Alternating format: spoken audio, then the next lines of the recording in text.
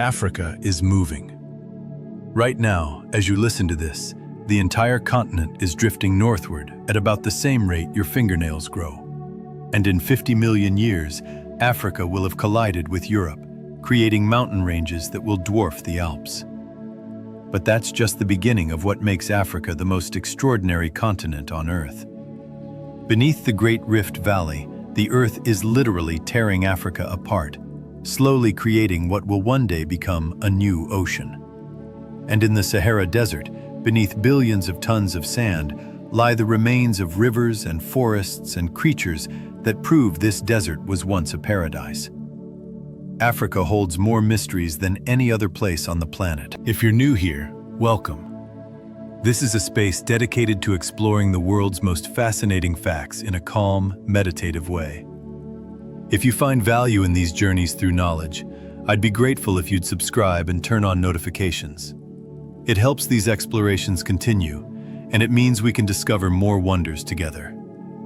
Tonight, let's explore Africa, the continent where humanity began, where life itself evolved into forms more diverse than anywhere else, where the oldest stories and the newest discoveries exist side by side. Africa is the only continent that stretches from the northern temperate zone to the southern temperate zone, crossing the equator in the middle.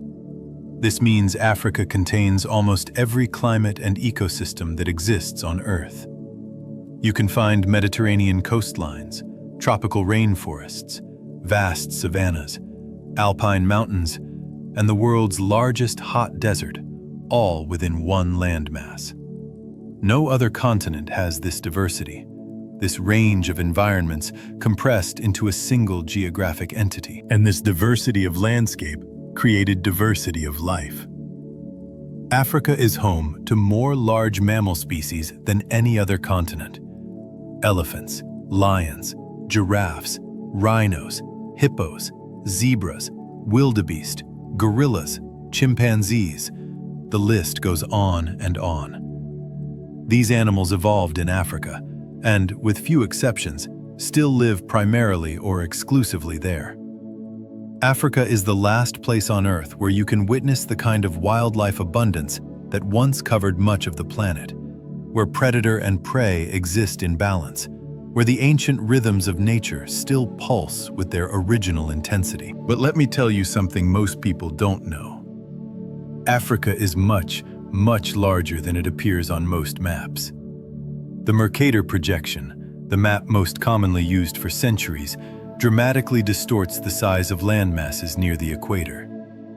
In reality, Africa is big enough to fit the United States, China, India, Japan, and most of Europe inside its borders with room to spare. It's the second largest continent by both land area and population, containing 54 countries and over 1.3 billion people. Yet somehow, maps have consistently made it look smaller than it actually is, shrinking its visual presence in ways that have shaped global perception for generations. This reveals something important about how we understand Africa. So much of what the world thinks it knows about Africa is incomplete or distorted. Africa is not a country, though people sometimes speak of it as if it were. It's a continent with more linguistic diversity than anywhere else on Earth.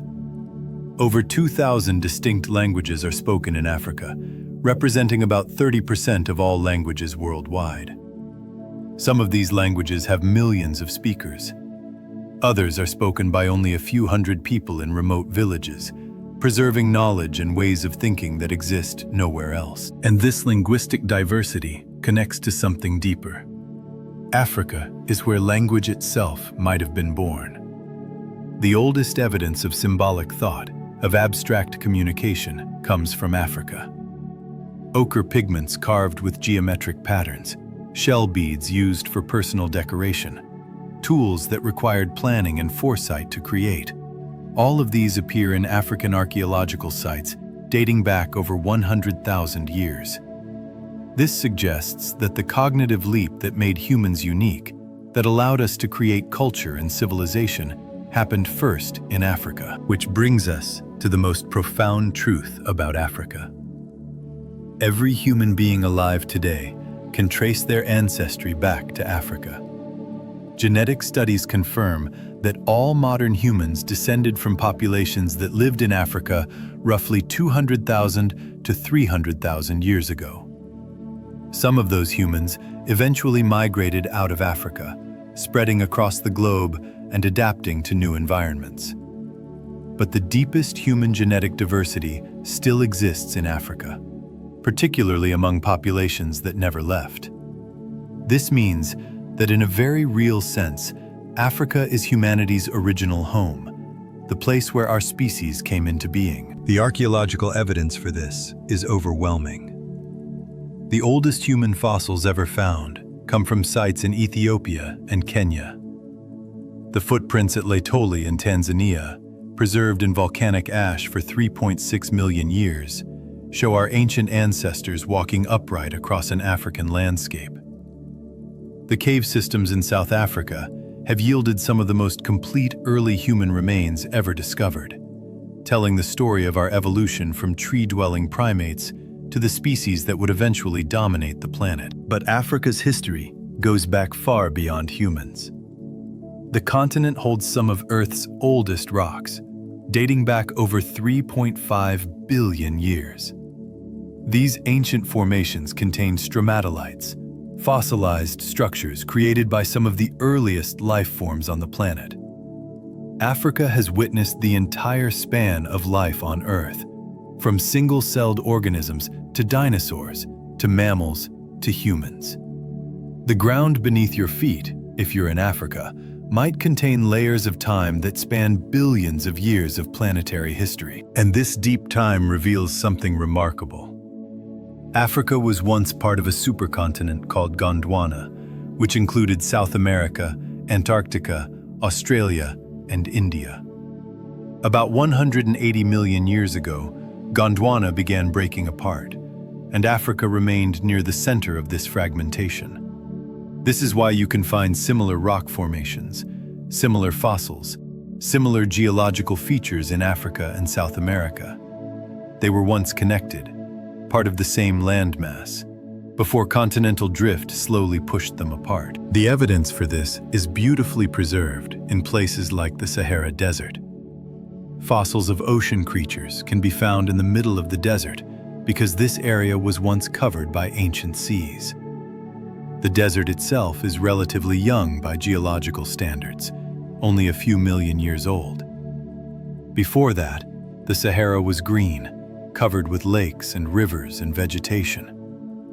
Rock art from this period shows people hunting hippos and crocodiles in areas that are now pure sand, providing a glimpse into a radically different climate that existed not so long ago. And this connects to something most people find shocking.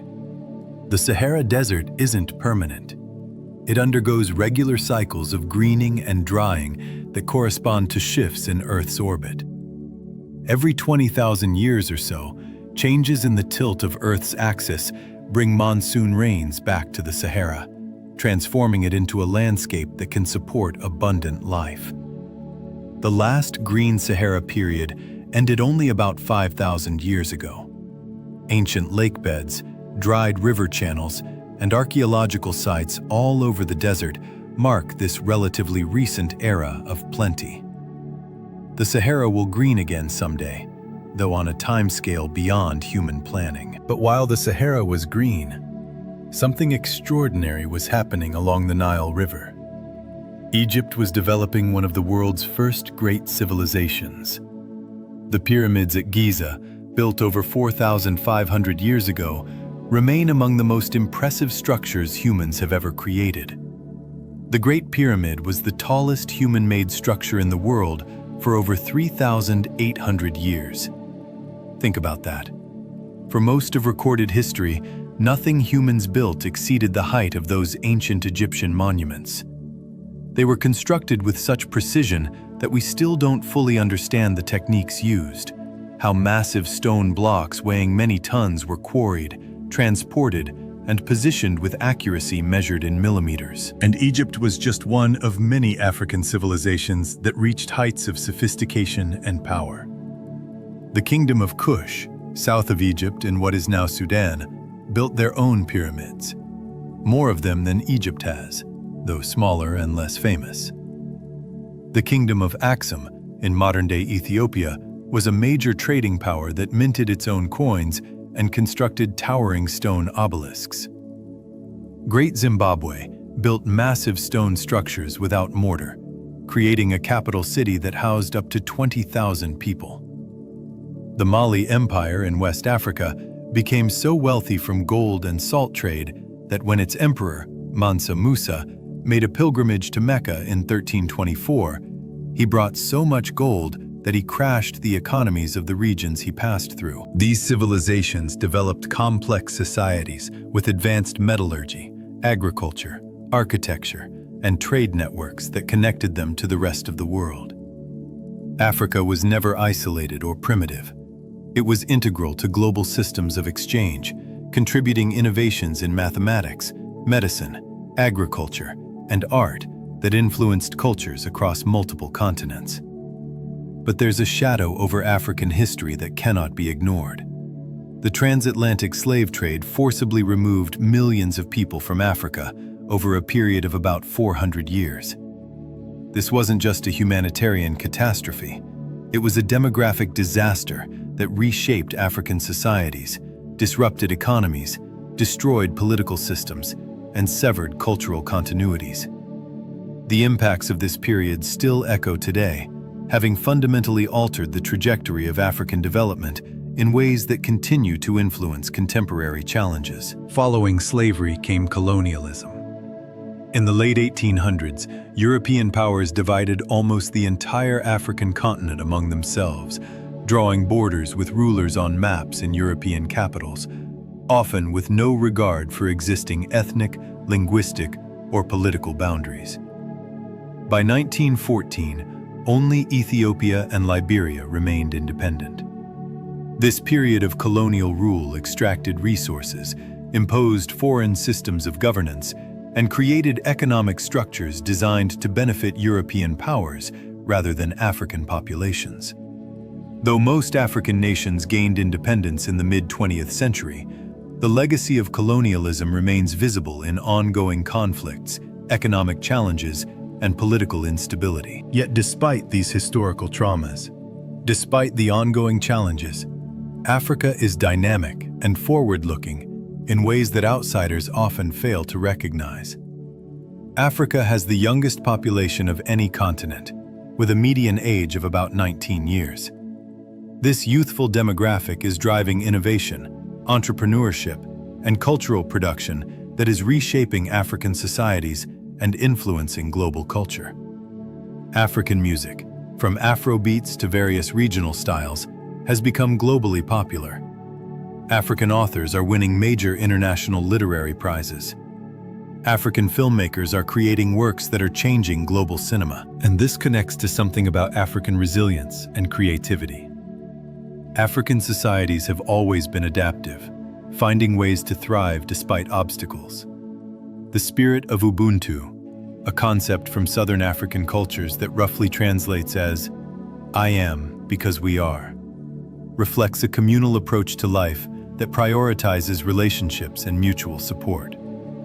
This philosophy has helped communities survive hardships, maintain social cohesion, and preserve cultural identity through periods of tremendous disruption. Which brings us to something remarkable about African biodiversity. The Great Rift Valley, that massive geological feature splitting eastern Africa, created isolated pockets of habitat where species evolved in unique directions. This is why Africa has such extraordinary endemic species, creatures that exist nowhere else on Earth.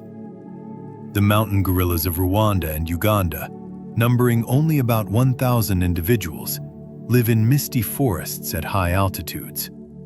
The lemurs of Madagascar, which split from mainland Africa millions of years ago, evolved into over 100 distinct species found nowhere else. The okapi, which looks like a cross between a zebra and a giraffe, lives in the dense rainforests of the Congo and wasn't even known to Western science until 1901. Africa's biodiversity extends beneath the surface as well. The Congo River, second only to the Amazon in volume of water discharged, contains over 700 species of fish, many found nowhere else. The river runs so deep in places that it harbors species adapted to complete darkness, living in underwater caves and channels that remain largely unexplored. The Congo Basin rainforest, which the river drains, is the second largest tropical rainforest in the world, containing more than 10,000 species of plants, 1,000 species of birds, and 400 species of mammals. This forest generates so much moisture that it affects weather patterns across the entire continent and beyond. And this connects to something most people don't realize about Africa's role in global climate. The rainforests of Central Africa act as one of the planet's major carbon sinks, absorbing enormous amounts of carbon dioxide from the atmosphere. Lake Tanganyika, the world's longest freshwater lake, stretching along the borders of 4 countries in the Great Rift Valley, is so deep that its lower waters have remained undisturbed for thousands of years, creating unique ecosystems in different layers. The lake holds about 16% of the world's available fresh water, making it a critical resource not just for the surrounding region, but for understanding freshwater ecosystems globally. But Africa faces environmental challenges that threaten these natural wonders. Desertification is expanding the boundaries of the Sahara southward. Deforestation is reducing rainforest coverage. Climate change is altering rainfall patterns, making droughts more severe and flooding more common. Lake Chad, once one of Africa's largest lakes, has shrunk by 90% since the 1960s due to overuse and changing precipitation patterns. This environmental stress affects millions of people who depend on these ecosystems for water, food, and livelihoods. Yet alongside these challenges, Africa is becoming a leader in certain types of conservation and sustainable development. Rwanda banned plastic bags in 2008 and has become one of the cleanest countries in the world. Several African nations are leading the way in mobile banking technology, with Kenya's M-Pesa system revolutionizing how people without traditional banking access can send and receive money. In terms of renewable energy, Morocco has built one of the world's largest solar power plants, and several African countries are investing heavily in geothermal and hydroelectric power. Which brings us to understand something about African innovation. Necessity has driven creativity in remarkable ways. In areas without reliable electricity grids, solar panels and battery systems have allowed communities to leapfrog older technologies entirely. In places without landline telephone infrastructure, mobile phones became ubiquitous, and Africa now has one of the highest rates of mobile phone penetration in the developing world. These adaptations show how African societies are finding solutions tailored to local conditions, rather than simply importing models from elsewhere. And this innovative spirit has deep historical roots. African metallurgy was highly advanced, with evidence of iron smelting in Africa dating back over 2,500 years. Some African societies developed carbon steel production techniques that wouldn't be replicated in Europe for centuries. Agricultural innovations from Africa gave the world crops like coffee, which originated in Ethiopia, and various strains of rice that were independently domesticated in West Africa. The mathematical concept of zero, which is fundamental to modern mathematics, may have been understood by African scholars centuries before it was formally developed elsewhere. African textile traditions represent another area of sophisticated artistic and technical achievement. Kente cloth from Ghana, with its intricate geometric patterns, requires extraordinary skill to weave. Each pattern has symbolic meaning, telling stories through color and design. Adinkra symbols, also from Ghana, form a complete visual language where each symbol represents a concept or proverb. Mudcloth from Mali is created through a complex process of dyeing and fermentation that produces distinctive patterns which have influenced fashion designers worldwide. These textiles are not just beautiful objects, they're systems of communication, ways of encoding knowledge and history in material form. And this connects to the oral traditions that have preserved African history and knowledge across generations. In many African cultures, griots serve as living libraries, memorizing genealogies, histories, and epic poems that can take days to recite in full. This oral transmission of knowledge is not inferior to written records. It's a different system that allows for flexibility, performance, and the embedding of information in memorable forms through rhythm, repetition, and story. The Epic of Sundiata, the founding story of the Mali Empire, has been passed down through griots for over 700 years, maintaining remarkable consistency while allowing for artistic interpretation. But there's something profound about how African cultures conceptualize time and history. Many African philosophical traditions don't view time as a linear progression from past to future. Instead, time is understood as cyclical, or as a lived present that incorporates ancestors and future generations simultaneously. The Akan people of Ghana have a concept called Sankofa, represented by a bird looking backward while moving forward, which means go back and fetch it.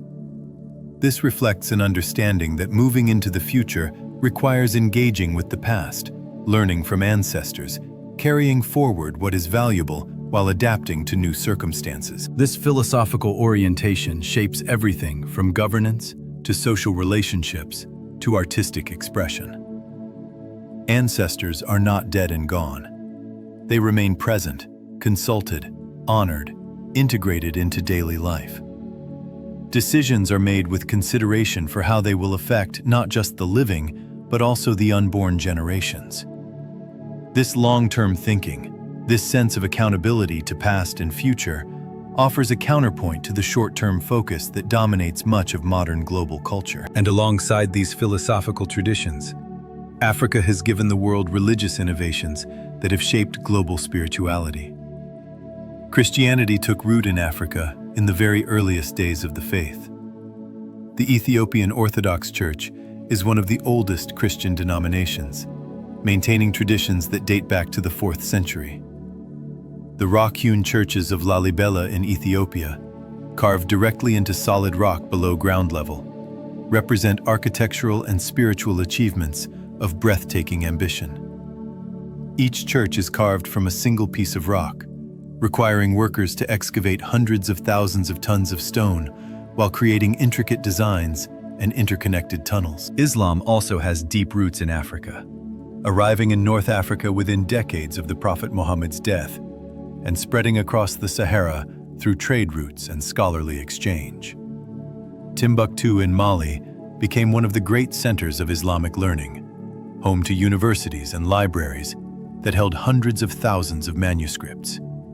These manuscripts, many of which survive today, cover subjects from astronomy to medicine to poetry to law, demonstrating the intellectual vitality of African Islamic scholarship during the medieval period. But Africa also maintains indigenous religious traditions that predate both Christianity and Islam. These traditions, often focused on veneration of ancestors, connection to nature, and understanding the spiritual forces that animate the world, continue to be practiced either exclusively or alongside imported religions. Vodun in West Africa, which was carried to the Americas during the slave trade and evolved into various forms of voodoo, is a complex religious system with its own cosmology, rituals, and ethical framework. Ifa divination, originating among the Yoruba people, uses a sophisticated system of verses and symbols to provide guidance, representing a body of oral literature that is considered one of the world's great wisdom traditions. These religious and philosophical systems reveal something important about African contributions to human thought. Africa has not just been a recipient of ideas from elsewhere, it has been a generator of spiritual insights, ethical frameworks, and ways of understanding existence that have influenced cultures worldwide. The African diaspora carried these traditions to the Americas, where they merged with other influences to create new religious forms like Santeria, Candomblé, and various branches of the spiritual Baptist tradition. Which brings us to something about African music that has transformed global culture. The rhythmic complexity of African music, with its emphasis on polyrhythms and call and response patterns, forms the foundation of virtually all American popular music. Jazz, blues, rock and roll, hip-hop, reggae, all trace their roots back to African musical traditions carried by enslaved people to the Americas. The emphasis on rhythm over melody, the use of improvisation, the integration of music with dance and community participation. These African characteristics reshaped Western music in ways that continue to evolve and expand. Traditional African instruments are as diverse as the continent itself. The djembe drum from West Africa, the mbira or thumb piano from Zimbabwe, the kora from West Africa with its 21 strings, each represents a sophisticated musical technology developed over centuries. The talking drums of West Africa can actually replicate the tonal patterns of speech, allowing drummers to transmit complex messages across long distances. This is not primitive technology. It's a communication system that works in environments where other methods might fail. And this musical heritage connects to something about African dance. Dance in Africa is not primarily a performance art separated from daily life. It's integrated into social functions, religious ceremonies, celebrations, and storytelling. Different dances mark different occasions. Dances for coming of age, for harvest, for healing, for honoring ancestors. The movements are not arbitrary. They carry meaning, tell stories, invoke spiritual forces. Learning these dances means learning the cultural knowledge they encode, understanding the history and values of the community. But let me tell you about the Great Migration, one of the most spectacular natural phenomena on Earth. Every year, over 1.5 million wildebeest, along with hundreds of thousands of zebras and gazelles, migrate in a circular route through the Serengeti ecosystem in Tanzania and Kenya, following the rains in search of fresh grass. This migration faces constant dangers: river crossings where crocodiles wait, predators stalking the herds, exhaustion and starvation for the young and weak. Yet the migration continues, driven by ancient instincts, creating a spectacle that has occurred for millennia. This migration is not just impressive in scale, it's ecologically crucial. The grazing herds shape the landscape, their movement preventing any single area from being overgrazed, their waste fertilizing the soil, their presence supporting predator populations that would otherwise struggle to survive. The migration is a massive transfer of nutrients across the landscape, connecting different ecosystems, maintaining the health of the entire region. Remove the migration, and the entire ecological balance would collapse. And this connects to something about Africa's role as a crucible of mammalian evolution. The ancestors of horses, elephants, primates, and many other mammal groups evolved in Africa before spreading to other continents. Africa has been a laboratory of evolution, generating biodiversity that has seeded the rest of the world. The Great Rift Valley, with its diverse habitats at different elevations, its lakes and forests and grasslands, created conditions perfect for rapid evolution, for the emergence of new species adapted to specific niches. Which brings us to understand something profound about African elephants. They have the largest brains of any land animal, weighing about 5 kilograms. This brain size supports remarkable intelligence, including problem-solving abilities, tool use, self-awareness, and complex social structures. Elephant societies are matriarchal, led by the oldest and most experienced female, whose knowledge of water sources, migration routes, and social protocols is crucial for the herd's survival.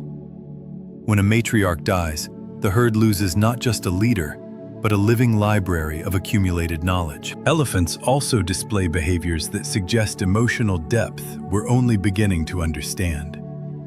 They mourn their dead, returning to the bones of deceased herd members, touching them gently with their trunks, standing vigil.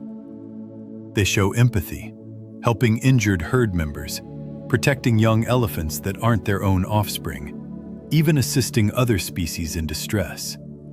They communicate over long distances using infrasound, vibrations below the range of human hearing that can travel through the ground for several kilometers.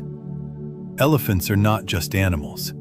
They're sentient beings with rich inner lives, individuals with distinct personalities, members of cultures that are transmitted across generations. And this depth of elephant culture reveals something troubling about the ivory trade that has decimated elephant populations. Poaching has removed not just individual elephants, but entire family groups, disrupting the social structures that allow knowledge to pass from old to young.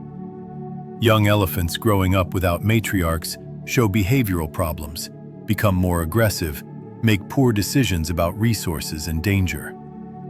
The loss of elephants is not just a conservation issue.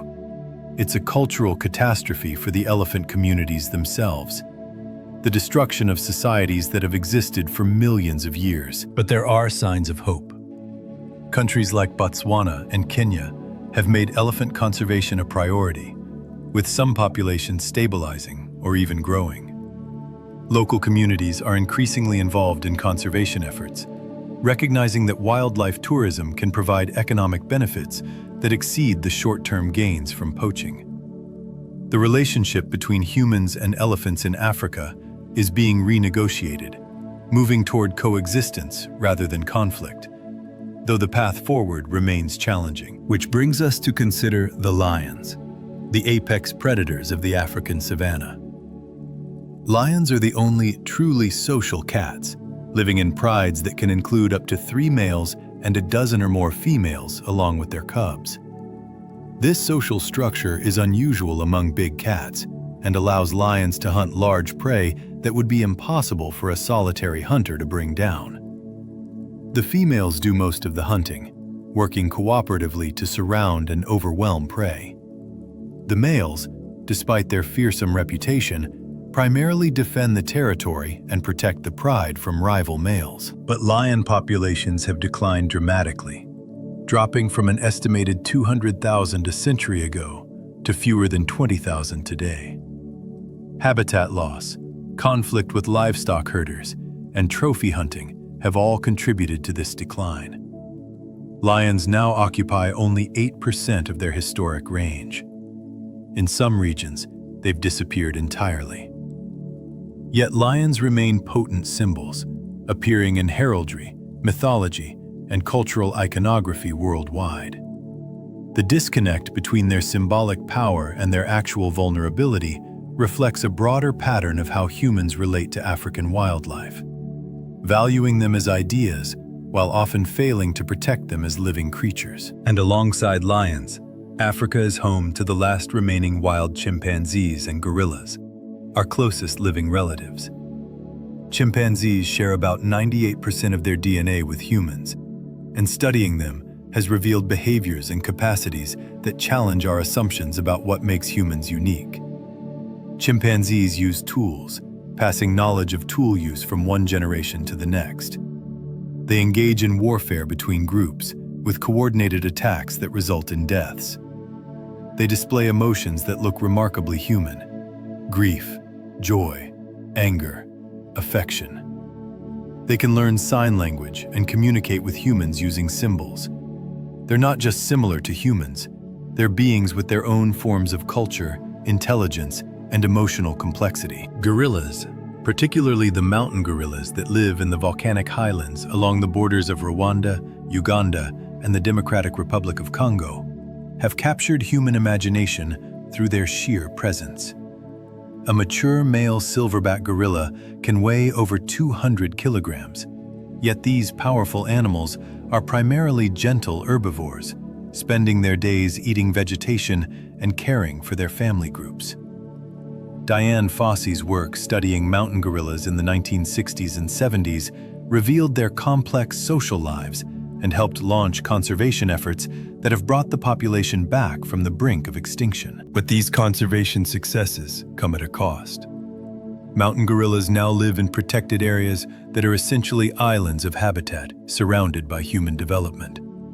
They have nowhere to expand, no room for population growth beyond the carrying capacity of their limited territory. This creates a precarious situation where disease, natural disaster, or political instability could threaten the entire population. The survival of mountain gorillas depends entirely on continued human commitment to their protection, making them a test case for whether humans can make space for other species in an increasingly crowded world. Which brings us to something about Africa's human population that will shape the continent's future. Africa's population is projected to more than double by 2050, reaching over 2.5 billion people. This growth will create enormous challenges, providing food, water, education, and economic opportunities for billions of people, while also protecting the ecosystems and wildlife that make Africa unique. How Africa navigates this demographic transition will have implications not just for Africans, but for the entire planet. Yet this population growth also represents opportunity. A young, energetic population could drive innovation and economic development if given access to education and resources. African entrepreneurs are already creating solutions to local challenges that have applications worldwide. African artists and intellectuals are contributing to global culture in increasingly visible ways. The narrative of Africa as a continent of problems is slowly being replaced by recognition of Africa as a continent of potential, though the challenges remain real and substantial. And this connects to something about African cities that contradicts common stereotypes. Cities like Lagos, Nairobi, Johannesburg, and Accra are dynamic urban centers with thriving tech sectors, vibrant cultural scenes, and rapidly developing infrastructure. Lagos, Nigeria's largest city, has a metropolitan area population of over 20 million people and serves as the economic heart of West Africa. Its film industry, Nollywood, is the second largest in the world by number of films produced annually, creating thousands of jobs and exporting Nigerian stories and culture globally. Nairobi, Kenya's capital, has become known as the Silicon Savannah due to its growing tech startup ecosystem. The city hosts numerous innovation hubs and has produced companies that have scaled across Africa and beyond. African tech entrepreneurs are creating solutions for mobile banking, renewable energy, agriculture, healthcare delivery, and countless other sectors. These innovations emerge from understanding local contexts and needs, offering approaches that are often more appropriate for developing regions than solutions designed in wealthy countries. But African urbanization is happening at a pace that strains infrastructure and services. Many cities struggle with inadequate housing, transportation, water supply, and waste management. Informal settlements grow faster than formal housing can be built, creating vast areas where people live without secure tenure or basic services. Yet even in these challenging conditions, communities organize, create economic opportunities, and build social networks that provide support and resilience. The creativity and determination of urban Africans in the face of these challenges deserves recognition alongside acknowledgement of the difficulties. Which brings us to understand something about African cuisine, which is as diverse as the continent itself. North African cuisine, influenced by Mediterranean, Middle Eastern, and Berber traditions, features dishes like tagines, couscous, and harissa. West African cuisine is known for dishes like jollof rice, a one-pot dish that inspires passionate debates about which country makes it best, and fufu, a starchy staple made from pounded cassava, yams, or plantains. East African cuisine includes injera, the spongy fermented bread that is central to Ethiopian and Eritrean meals, served with an array of spicy stews. Southern African cuisine features dishes like boboti, a Cape Malay dish of spiced minced meat, and biltong, dried cured meat similar to jerky. These culinary traditions reflect histories of trade, migration, and cultural exchange. The use of spices in North African cooking shows Indian Ocean trade connections. The presence of peanuts and tomatoes in West African cuisine reveals the Columbian exchange that brought New World crops to Africa. The fusion cuisines of places like Cape Town reflect the mixing of indigenous African, European, and Asian influences over centuries. Food in Africa is not just sustenance, it's a marker of identity, a way of maintaining connection to heritage, expression of hospitality and community. And this connects to something about African agricultural knowledge that deserves more recognition. African farmers have developed sophisticated systems for managing diverse crops in challenging environments. Intercropping, where multiple crops are grown together to maximize use of space and nutrients, has been practiced in Africa for millennia. Seed saving and selection has created varieties adapted to local conditions, resistant to local pests and diseases, suited to local tastes and culinary traditions. This indigenous agricultural knowledge is increasingly recognized as valuable for developing sustainable food systems worldwide, offering alternatives to industrial monoculture farming. But African agriculture faces challenges from climate change, soil degradation, and competition from subsidized imports. Small-scale farmers, who produce most of Africa's food, often lack access to markets, credit, and modern inputs. The legacy of colonial agricultural policies, which emphasized cash crops for export over food crops for local consumption, still shapes land use patterns and economic structures. Addressing these challenges requires not just technical solutions, but also rethinking economic policies and power structures that determine who benefits from agricultural production. Which brings us to something about African fashion that is reshaping global style. African designers are gaining international recognition, showing at major fashion weeks, dressing celebrities, influencing trends. The use of traditional textiles in contemporary designs creates garments that are both rooted in heritage and thoroughly modern.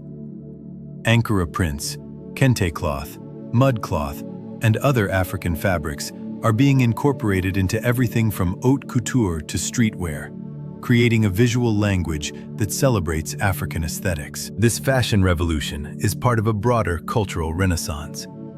Young Africans are reclaiming narratives about their continent, telling their own stories rather than accepting stories told by outsiders.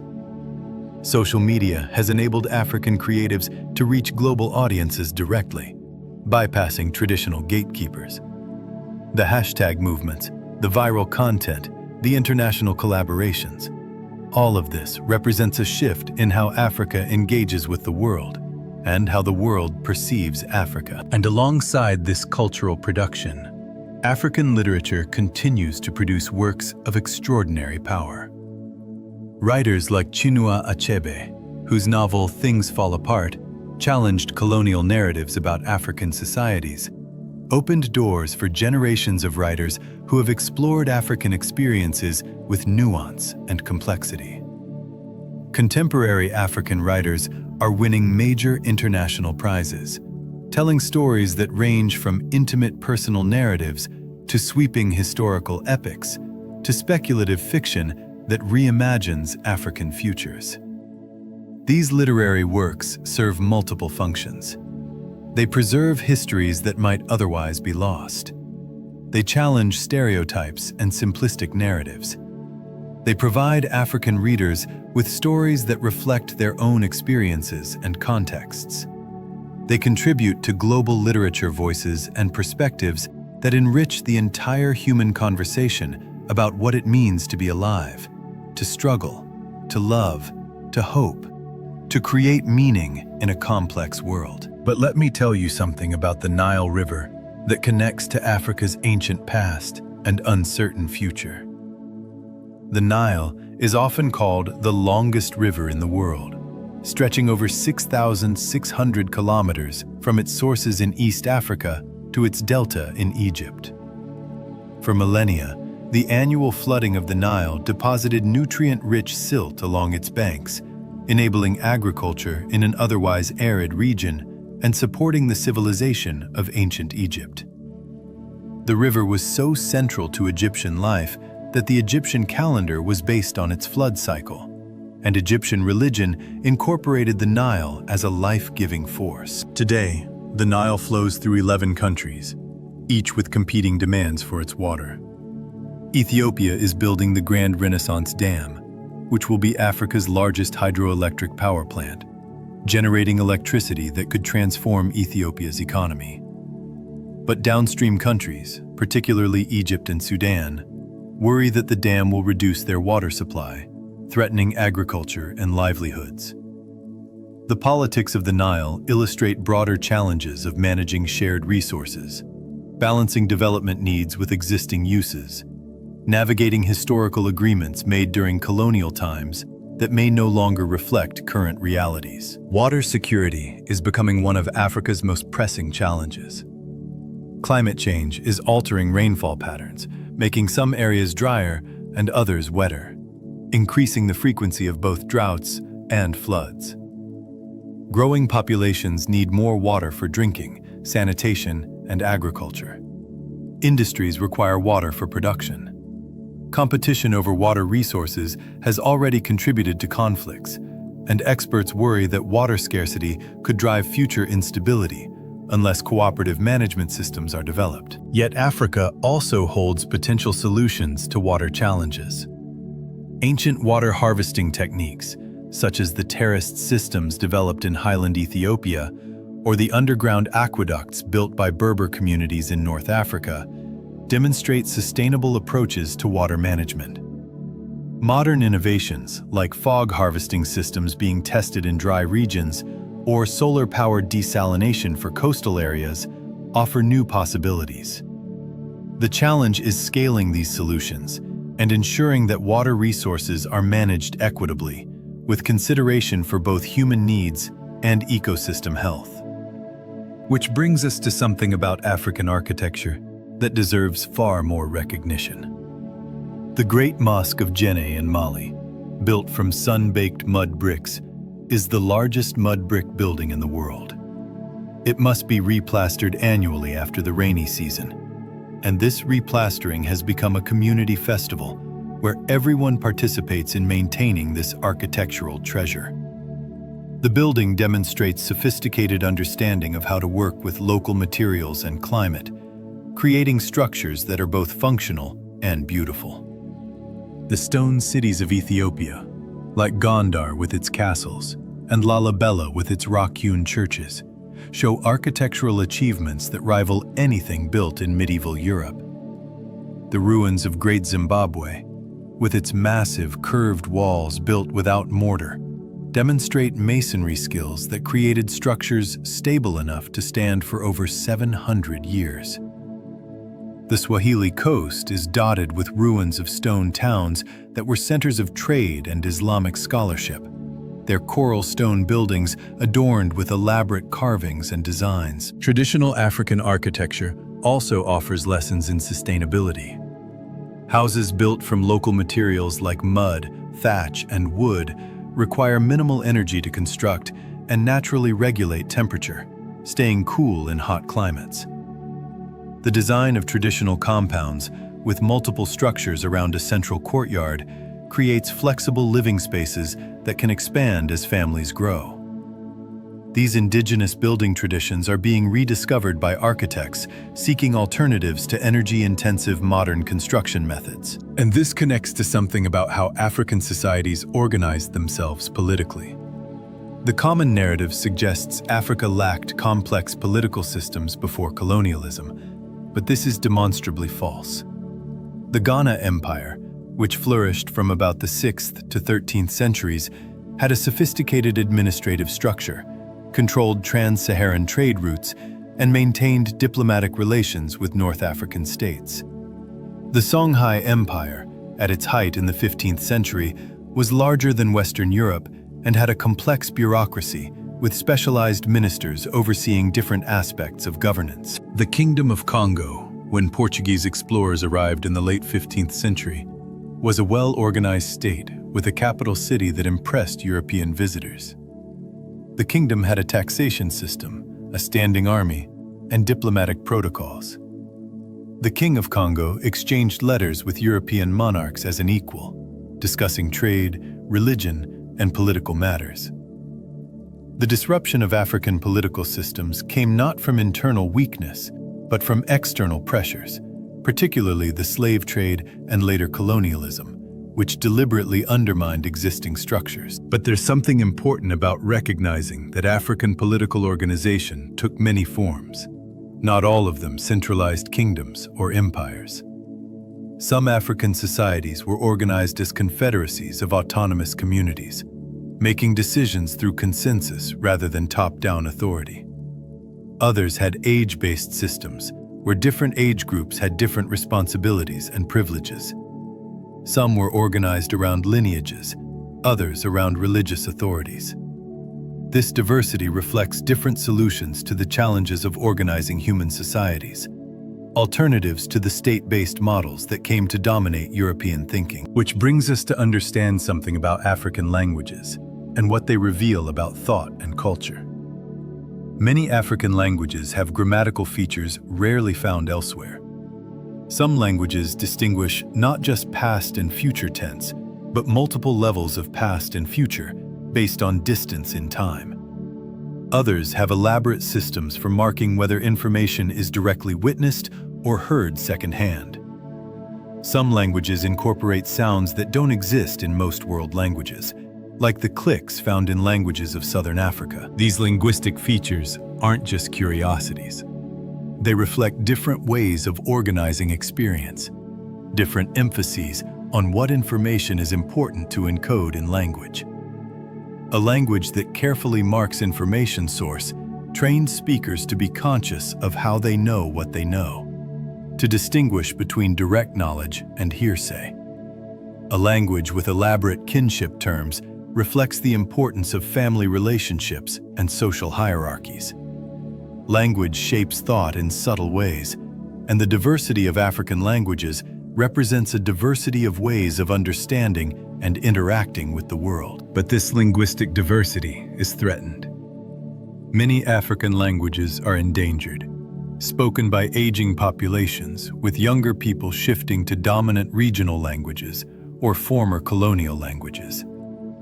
When a language dies, it takes with it unique knowledge, ecological understanding encoded in plant names, historical information preserved in oral traditions, ways of thinking embedded in grammar and vocabulary.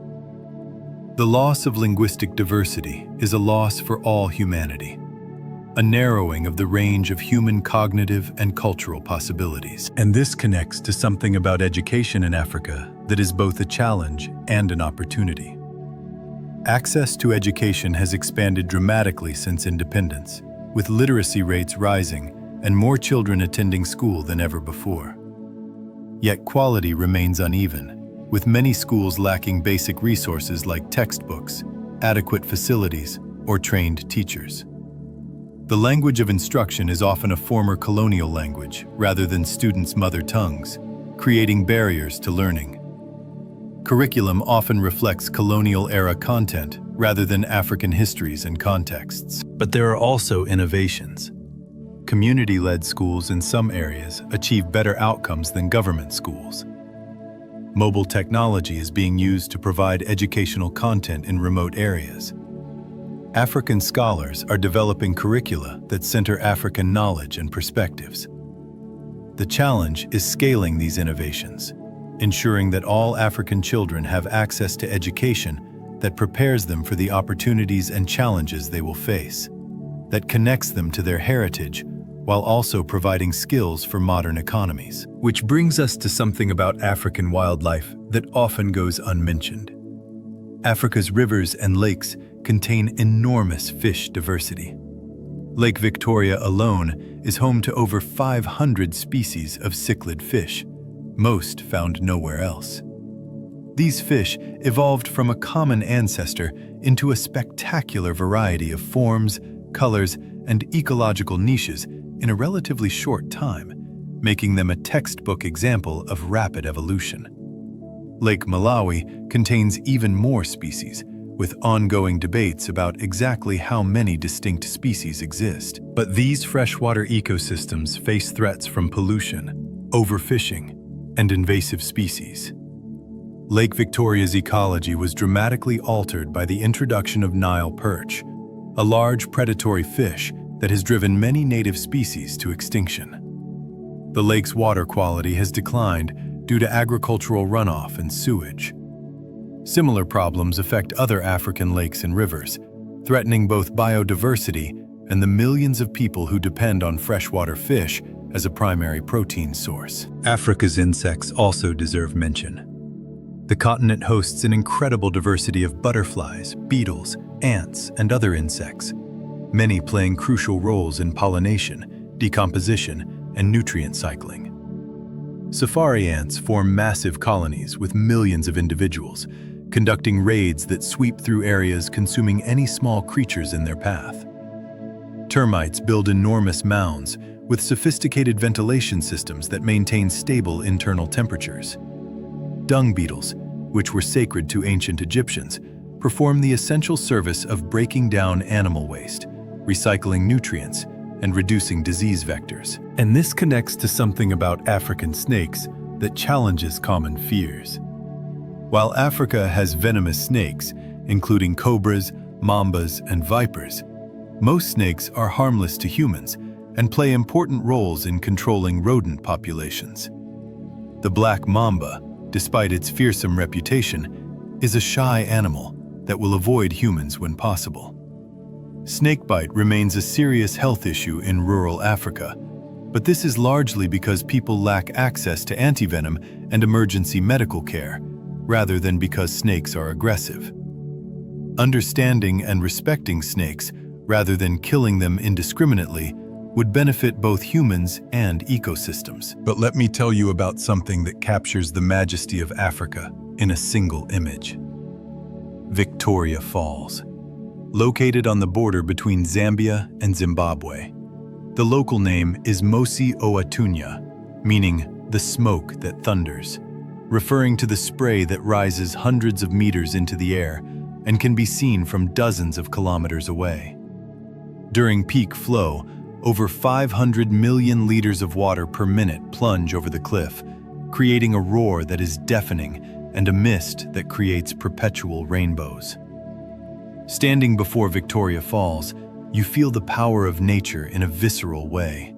The reminder that despite all human achievements, we are small before the forces that shape our planet. Africa is filled with such places of profound natural beauty. The Simien Mountains in Ethiopia, with their dramatic escarpments and unique wildlife. The Okavango Delta in Botswana, a vast inland delta where rivers spread across the Kalahari Desert, creating a wetland oasis. The Fish River Canyon in Namibia, second only to the Grand Canyon in size. Mount Kilimanjaro in Tanzania, a snow-capped peak rising from tropical plains. Each of these places tells a story about geological processes, about the forces that have shaped Africa over millions of years. And these natural wonders connect to something about African conservation efforts. Africa has pioneered community-based conservation models, where local people benefit directly from protecting wildlife. In Namibia, communal conservancies give communities rights over wildlife on their land and revenue from tourism. This has led to dramatic recoveries of species like desert elephants and black rhinos, while also providing income for some of the country's poorest communities. Kenya has community conservancies that surround national parks, creating corridors for wildlife movement while compensating landowners for coexisting with dangerous animals. These approaches recognize that conservation cannot succeed if it impoverishes local people or excludes them from decision-making. When communities benefit from wildlife, they become motivated to protect it. When conservation respects human needs and rights, it becomes sustainable. Africa is teaching the world important lessons about how to achieve conservation in landscapes where people and wildlife must share space. Which brings us to something about the future of Africa that requires both hope and realism. Africa faces enormous challenges: poverty, conflict, climate change, disease, political instability, corruption. These problems are real, and acknowledging them is not perpetuating negative stereotypes. But Africa also has tremendous assets: natural resources, a young and growing population, increasing connectivity and technology adoption, cultural vitality, and the resilience born from having survived and adapted through centuries of external shocks. The question is not whether Africa will develop, but what kind of development it will pursue. Will African countries repeat the carbon-intensive industrialization path that has brought the planet to the brink of climate catastrophe? Or will they leapfrog to cleaner technologies? Will development be inclusive, reducing inequality and providing opportunities for all? Or will it benefit only narrow elites? Will cultural heritage be preserved as modernization proceeds? Or will globalization erase the diversity that makes Africa unique? These choices will be made by Africans, and the outcomes will shape not just Africa, but the entire world. And this connects to something fundamental about Africa's place in human consciousness. Africa is where we came from. The bones of our earliest ancestors lie in African soil. The genetic diversity in African populations is greater than in all other human populations combined, because Africa is the source, the place where humanity has existed longest. To study Africa is to study ourselves, to understand the deepest roots of human existence. But Africa is also about the future.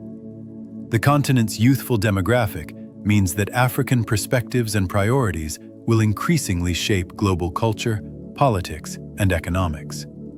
African solutions to challenges like mobile banking, renewable energy deployment, and community healthcare are being adopted in other developing regions. African music, art, literature, and fashion are influencing global trends. Africa is not just catching up.